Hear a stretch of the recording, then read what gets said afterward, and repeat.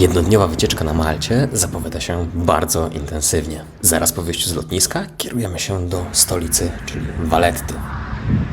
To pierwsze miejsce, które miało być super miejscem na mapie. Zabytki sprzed naszej ery. No niestety jest tylko ten mur, do środka nie da się wejść. Także lipa. 19 grudnia, Malta. Pogoda jak najbardziej mega spoko. Myślę, że jest około 17, 18, 19 stopni.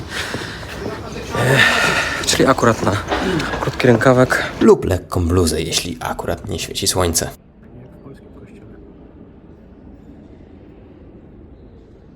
Kieruj się na zachód.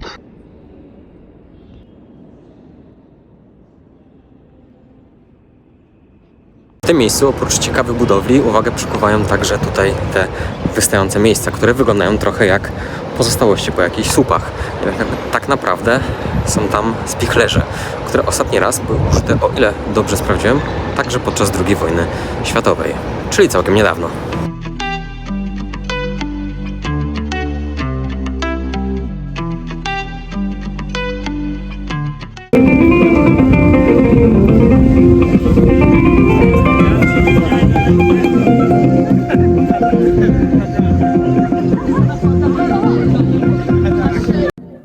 Potężne mury obronne miasta naprawdę robią wrażenie.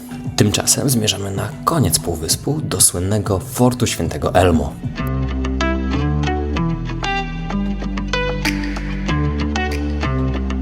A to już widok z fortu. Wygląda naprawdę niesamowicie. Pozwala choć odrobinę poczuć ten klimat przed wiekami. Wewnątrz fortu znajduje się muzeum, w którym możemy spotkać eksponaty z różnych epok i ważnych dziejów Malty. Znajdziemy tu zarówno elementy historii zakonu maltańskiego, jak i wspomnienia z II wojny światowej. Martin's signed yesterday, I believe. An historic day, one I am proud to see, even if only from a distance.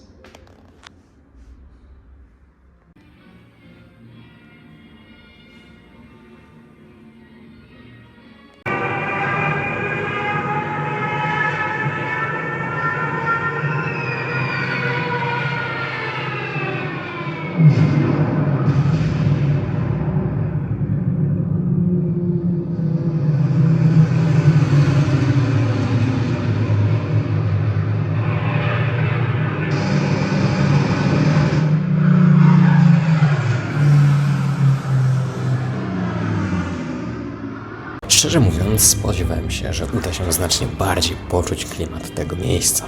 Jednak w mojej ocenie całe muzeum jest bardziej wystawą w murach fortu. Dla największych pasjonatów historii będzie to z pewnością ciekawe doświadczenie. Po Malcie można poruszać się pieszo, aby jeszcze lepiej poznać lokalną kulturę i zabudowę. Autobusem, jeśli chcemy to zrobić jeszcze szybciej. Bilet kosztuje zazwyczaj około 2 euro, niezależnie od ilości przystanków. Podobno nie w każdym autobusie można płacić kartą, jednak mi udało się to za każdym razem. Możemy się także przemieszczać za pomocą Bolta.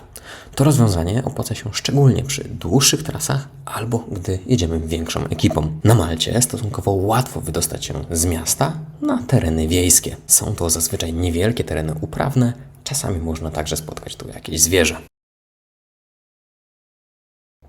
Mdina, średniowieczne miasto, które było dawną stolicą Malty, zrobiło na mnie niesamowite wrażenie. Klimatyczne, bardzo wąskie uliczki, a także specyficzna zabudowa sprawiają, że da się tutaj zdecydowanie poczuć klimat tego miejsca. Znajdziecie tutaj wiele zabytkowych budowli dookoła, takich jak kościoły, które robią wrażenie zarówno z zewnątrz, jak i wewnątrz.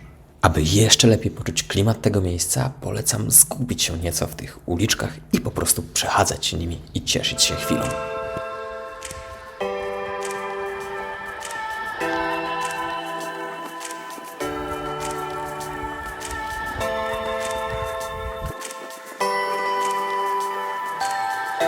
A na zakończenie piękny panoramiczny widok prosto z Mdiny.